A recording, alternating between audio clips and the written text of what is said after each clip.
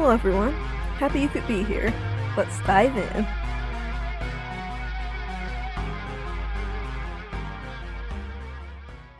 Sit at My Grave, Season 3, Ego's Death, Chapter 36. Another day and early morning of wrecking his brain was followed by a body-breaking day. His mental and physical were being pushed a lot lately, as was his patience. Just because this was a waiting game didn't mean Arden gave up the opportunity to try to grow somewhere else in his life as he waited. He might have gone crazy if he didn't find something to occupy his brain, while his body was plain exhausted staying with the Neelys. Some nights where he fell asleep, he still couldn't shake the guilt from his head. Almost everything he did in his life now was a desperate attempt to fix things, but his brain still wouldn't stop gutting him with anxiety. He worried if he made the right decision being here, scared he was taking too long. He supposed that feeling would never go away until he knew for sure. How could it? It was along the line if he failed. It had been days staying there and doing farm work, and while it was annoying, Arden was starting to find slivers of peace, losing himself in the work. He was finding a shaky rhythm where he could let his body move on autopilot and provide little ease to his overworked mind. Arden, what are you thinking about? A curious voice got Arden back in the present. He was sitting in a booth across from Chrissy. They were in a bookstore. The place was big and elegant.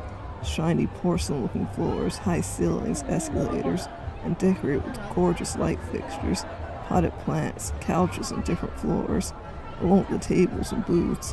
It also had small cafes on different floors, evoking the scent of different coffee orders and sweet pastries. I'm thinking how you got me to agree to come here. Arden huffed his reply. He didn't hate Casey, but she was not the type of person he would normally want to speak to. However, he was learning not to push away kindness. He was trying to come to terms with why he did it in the first place. Because I got you a break from work today, Casey reminded him with a wink. Arden sighed. He was in some ways grateful for that. Some of the work was becoming easier as he got used to it. But he hadn't woken up being at least a little sore since being there. And besides, we both like reading. I had to show you this place, she exclaimed, waving her arms around his shirt off. It's nice, Arden replied. It's nice, she mocked, pushing a little bit. Are you always so broody? What happened? That question hung in the air. Typically, Arden would have gotten offended and left. Now, he thought about it more. He wouldn't refer to himself as being broody. Before all this happened, he told himself he just didn't have time for anyone's nonsense and liked staying alone. Now he knew he must have simply looked unwell to anyone paying attention, paranoid, on edge, and exhausted. No one wanted to be my friend at school. Can you believe I kept a grudge all this time? Arden answered, a dry mocking tone to his voice. It was almost as if he was insulting his own old issues. As his mind and world expanded, his past gripes were becoming so trivial. Regardless, he served to make Chrissy laugh, which he almost immediately began taking offense to. Were you the weird kid too? I always got way too involved in whatever I was reading. Made me look like a total freak. I was always spouting about things no one really cared about. Casey informed him after she calmed down laughing. She scooted forward, leaning over the table, separating them. But I am glad I had so much time to myself. Maybe I wouldn't have learned English so well if I hadn't have. This serves me well now. I get to talk to you all to myself. She continued with a smirk at the end. Arden frowned, tilting his head slightly. As far as he knew, he wasn't providing anything for her. Sure, he enjoyed having someone else's voice other than the thoughts booming in his own head. But he knew him being around her and her family served a purpose for him. While for her, he had to assume she was just bored and wanted to talk to a foreigner. What kind of stuff did you read about? Arden questioned. It was nice having someone to talk to, though his main focus was still burnt into his mind. Oh, well, a lot of fantasy. I got really far into it. I couldn't shake the feeling that some of those things just had to be real somewhere, you know? She admitted with a shy smile. Arden didn't speak, only scooted closer to listen. Her smile became brighter before she continued. Who's to say those mystical creatures didn't exist? They had to get the idea from somewhere. Maybe we even tried to mitigate these things in our media. It could have been a lot harsher than depicted. Chrissy continued on, shining her eyes as she got excited. I hardly think we need to worry about fantasy monsters. Arden scoffed a bit. Maybe it was hypocritical, but he had evidence of what he believed in. Hers seemed like child's play in comparison. Who said we were worried? I just said anything could be possible. The world's so big. Someone as studious as you should know to never rule anything out completely, she challenged back. Arden arched an eyebrow. He couldn't argue with that logic. He bit his tongue. Being closed-minded to only what he believed was one of the things that got him here in the first place. He was working at it. It was hard to shake the way he thought and spoke. But anyways, I guess growing up I stopped caring if they believed me or not. No reason I couldn't make friends with some of them still. Chrissy shrugged, tapping her fingers on the table as she spoke. You became friends with people who called you crazy? Arden questioned, frowning. Well, not with the people who were completely rude to me, obviously, but I just learned to separate some things. The books I read aren't the only thing that defines who I am. It's just one thing I'm interested in, Chrissy explained to him. Arden swallowed stiffly as he listened. I mean, just because they weren't interested in one thing doesn't mean they hated me. There was so much more of myself to discover still. So much other people have never gotten to see, she elaborated with a smile. Arden contemplated briefly before speaking. Did you ever find more people who cared about what you do? He questioned. Sure I did. And now I have someone else. It's great to be able to share your passions with people who get it, Chrissy confided, gently putting her hand over Arden's. Arden glanced down at their hands together. The embrace was soft, warm. This contact after so long was inviting. Something he was subconsciously starting to crave without acknowledging it. Even with the light sting from her touching his healing cuts and forming calluses, it was still welcome. For a moment, Arden found himself lost of what to say to her. As calm and relaxing as that short time was, he couldn't stop his brain from thinking past it a bit.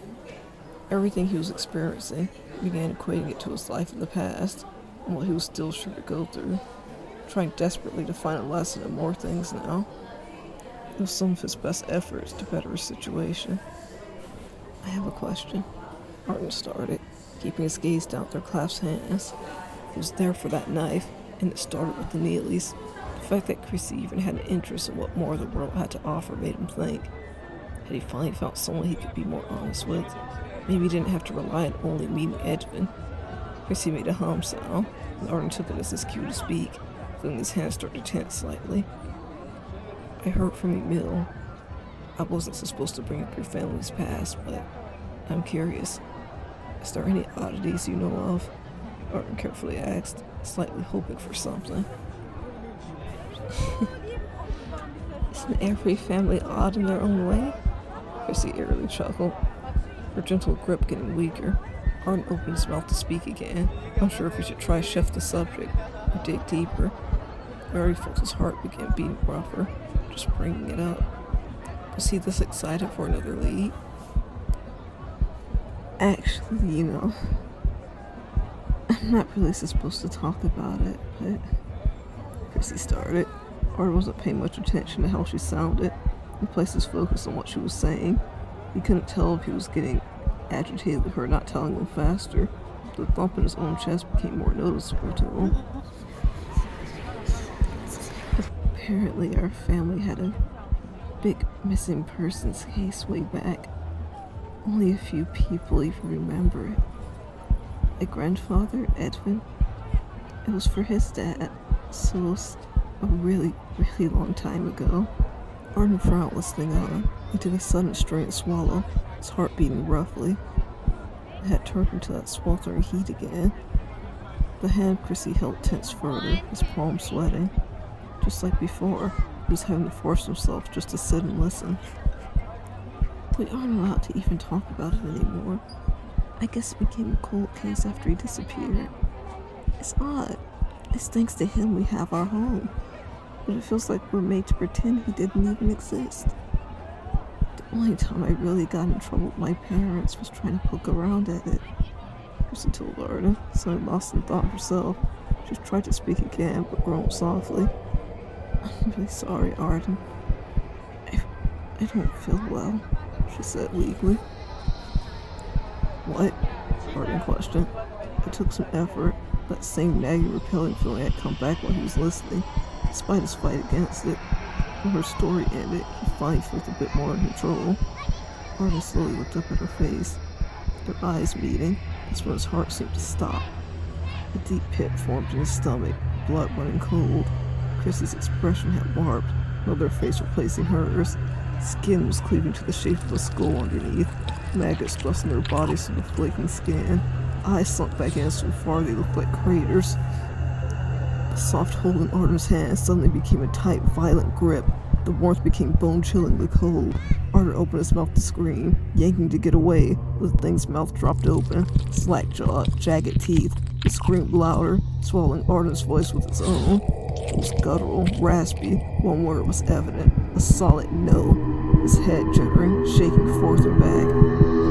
Arden used all his strength pulling his body away. The hold was so strong it felt like forcing himself from a vacuum seal. His lungs burned like he just ran for miles. He didn't leave it at that. As soon as he was loose, he kicked the chair he'd once been sitting in, sending it crashing into the table and scrambled on the floor, chest heaving up and down, sweat down his forehead, sticking his bangs to it. He felt like throwing up. His eyes burned and blurred, but he constantly wiped them. He couldn't afford not seeing right now. His body was riddled with goosebumps. His knees were weak, jellified. He couldn't stomach looking up. He crawled sloppily on his hands and knees away from that area. The sounds of voices around him all blended together in immense murmuring. As soon as he got the strength, he leaped to his feet, preparing to sprint. Something was name being called. He didn't trust it. He kept running through the pain that throbbed through his body. The only thing that ran through his head was, this was real. It had to be real. It happened in the middle of the day. He couldn't push it off as just being a nightmare this time. He couldn't convince himself it was just as paranoia either. The cold hands that gripped into his flesh still seemed to ghost over his skin, even as he ran away.